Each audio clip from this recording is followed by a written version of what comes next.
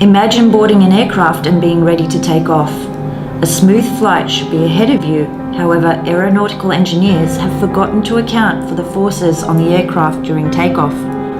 Should this really be a problem? We will soon find out. Many forces act on an aircraft during takeoff.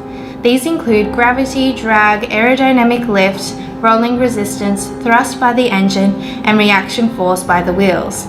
All of these forces must be considered when evaluating the safest speed and precise runway length for an aircraft to safely take off.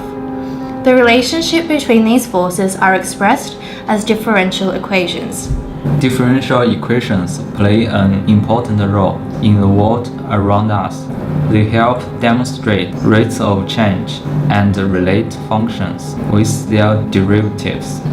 To demonstrate the mathematics used, we must first consider the equations of motion. From the diagram, we see that in the vertical component, there is no upward acceleration. The addition of the aerodynamic lift force and ground reaction force equal the mass of the aircraft multiplied by gravity. However, there is in fact acceleration from the aircraft in the horizontal component. This is shown by the following equation. When we subtract drag and rolling resistance from thrust, we have the mass multiplied by acceleration. Here, acceleration is denoted by the second derivative of distance and time. The acceleration is then made the subject and can be rewritten in the following form. The assumptions made are: firstly, aerodynamic lift and drag are proportionate to velocity squared.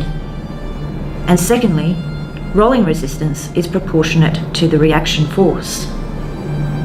These assumptions are substituted into equations of motion to form the following differential equation. Here, velocity is replaced by the first derivative ds dt. This differential equation now incorporates both first and second order derivatives. What gave rise to this differential equation was the need to combine the vertical and horizontal equations of motion.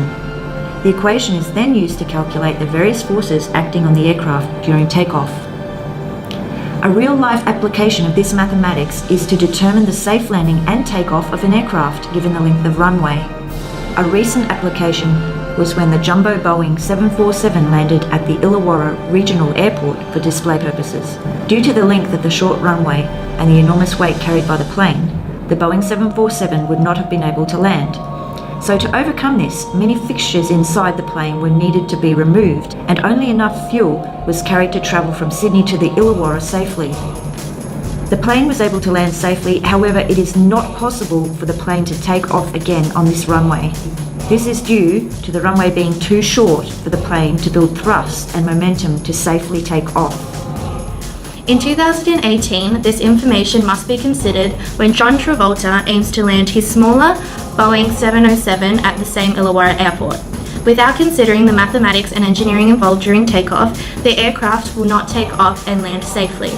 The optimum aircraft requires equally distributed weight, decreased drag to lower resistance, and increased lift force and thrust to propel the aircraft forward. Aviation has come a long way and will continue to progress with years to come. The development of new technologies will lead to more precise calculations to make the takeoff run of an aircraft smoother and more stable. We hope that you now have the information to answer our initial question about the importance of forces during takeoff.